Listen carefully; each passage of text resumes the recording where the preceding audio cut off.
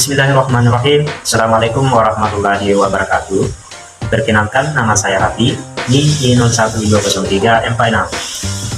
Saya prodi ilmu hukum angkatan 2020. Baik, saya akan menjelaskan materi saya terkait persoalan lingkup hukum acara perdata. Nah, di mana hukum acara perdata ini terbagi atas 3 bagian. Yang pertama itu ada istilah hukum acara perdata, yang kedua adalah asas-asas hukum acara perdata, kemudian yang ketiga adalah ada sumber-sumber hukum acara perdata. Yang pertama, saya akan menjelaskan mengenai tentang istilah hukum acara perdata.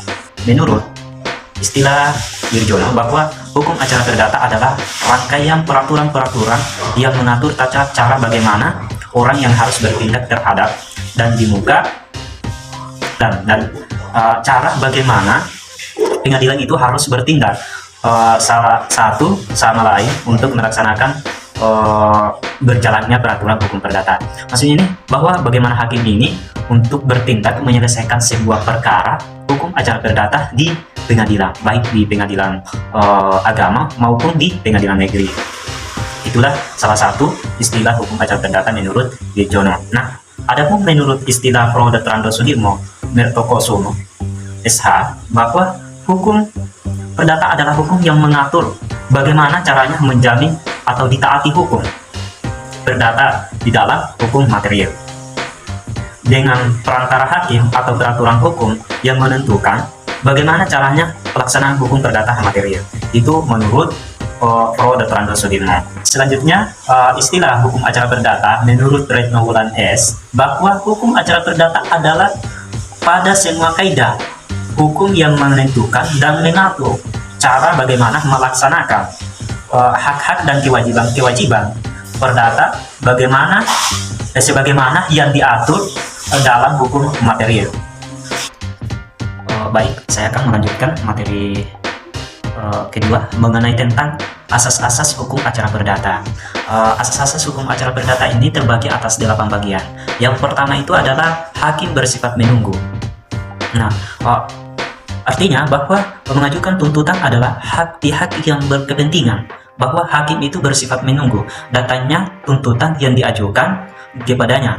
Namun sekali datang perkara bahwa yang diajukan kepadanya, bahwa hakim tidak boleh menolak untuk memeriksa dan mengadilinya meski dengan dilihat hukum tidak dan kurang jelas, bahwa hakim itu selalu bersifat menunggu dalam perkara yang diajukan ke pengadilan atau di hakim tersebut. Bahwa yang kedua, hakim bersifat fasih. Nah, berdasarkan ketentuan dalam pasal 4 ayat 2 bahwa Undang-Undang Nomor 48 Tahun 2009, bahwa hakim hanya membantu para pencari keadilan dan berusaha mengatasi segala hambatan dan rintangan untuk dapat tercapainya peradilan cepat, sederhana, dan biaya ringan. Bahwa yang dimaksud dengan hakim bersifat fasih itu bahwa hakim hanya membantu para pencari, membantu untuk mencari menyelesaikan perkara kedua belah pihak ini, dan kemudian pembiayaan dalam perkara ini ada diistilahkan bahwa pembiayaan ringan. Itulah yang kedua. Selanjutnya yang ketiga itu adalah persidangan terbuka untuk umum, bahwa ketentuan pasal 13 ayat 1 Undang-Undang Nomor 48 Tahun 2009 bahwa asas ini bertujuan untuk memberi perlindungan hak asasi manusia di pengadilan sehingga terjadi pemeriksaan yang adil dan objektif dan didapat keputusan yang objektif pula, bahwa hakim itu adalah harus bersifat adil dalam memutus perkara, karena di setiap seseorang itu mempunyai masing-masing hak asasi manusia. Nah, kemudian hak asasi manusia ini tidak boleh dilanggar oleh di antara sesama manusia ini. Yang keempat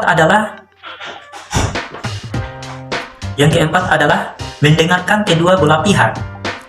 Artinya tercermin pada pasal 4 ayat 1 Undang-Undang Nomor 48 Tahun 2009 pada pasal 121 dan 132 bahwa pengadilan harus melakukan kedua belah pihak sama memberi kesempatan kepada kedua belah pihak untuk menyatakan pendapat dan tidak memihak.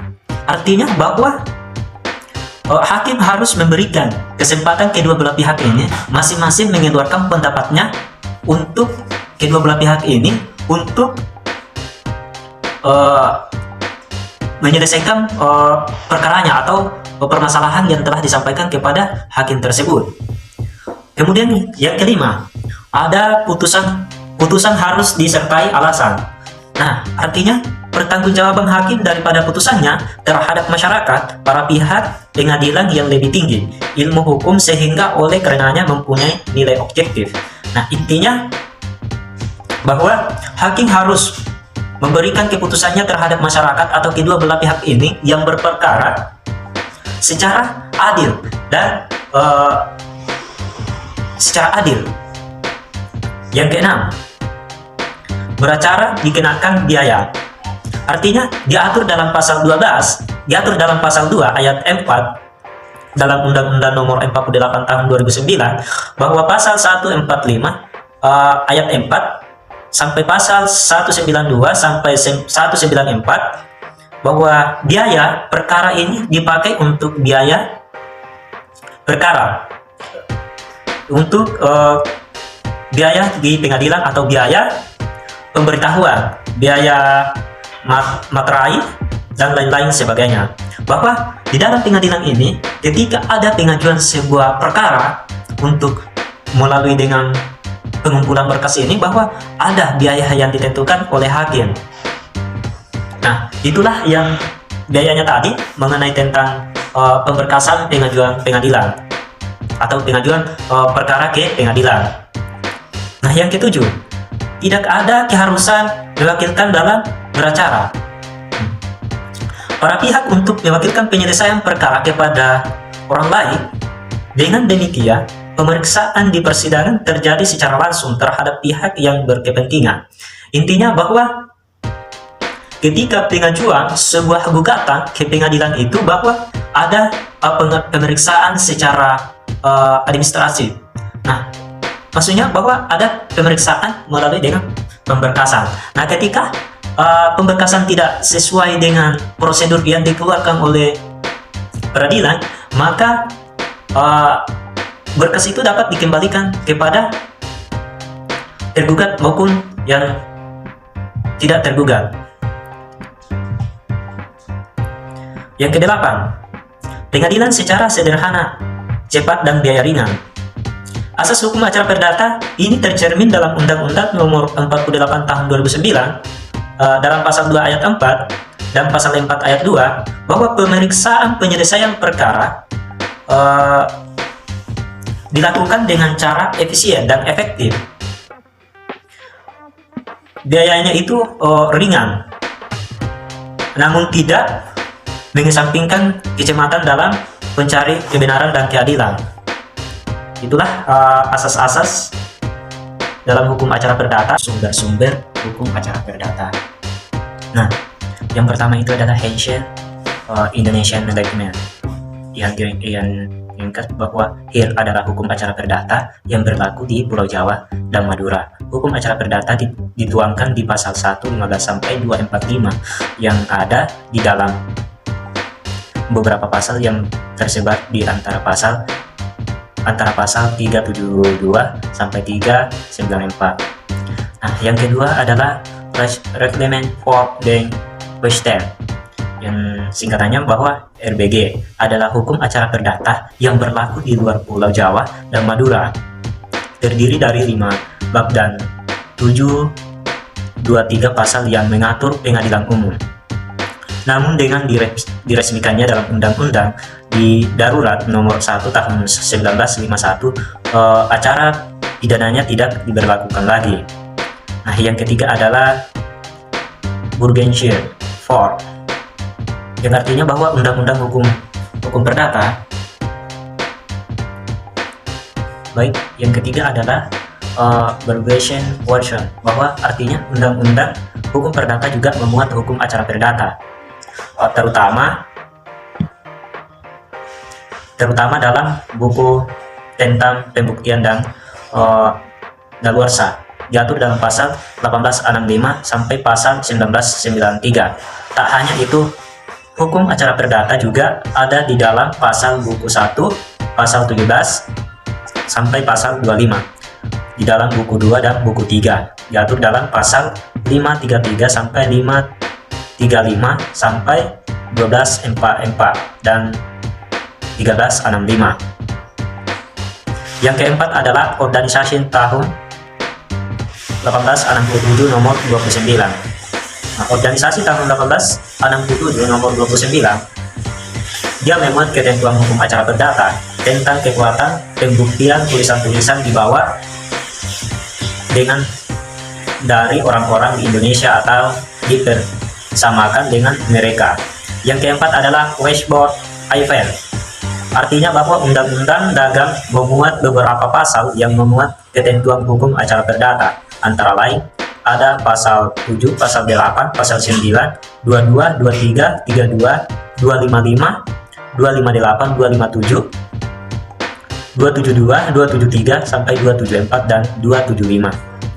Nah, yang kelima adalah Undang-Undang Nomor 37 Tahun 2004. Undang-Undang Nomor 37 Tahun 2004 adalah undang-undang tentang kepalitan dan penundaan kewajiban pembayaran utang yang memuat sejumlah ketentuan hukum acara perdata khusus untuk kepalitan.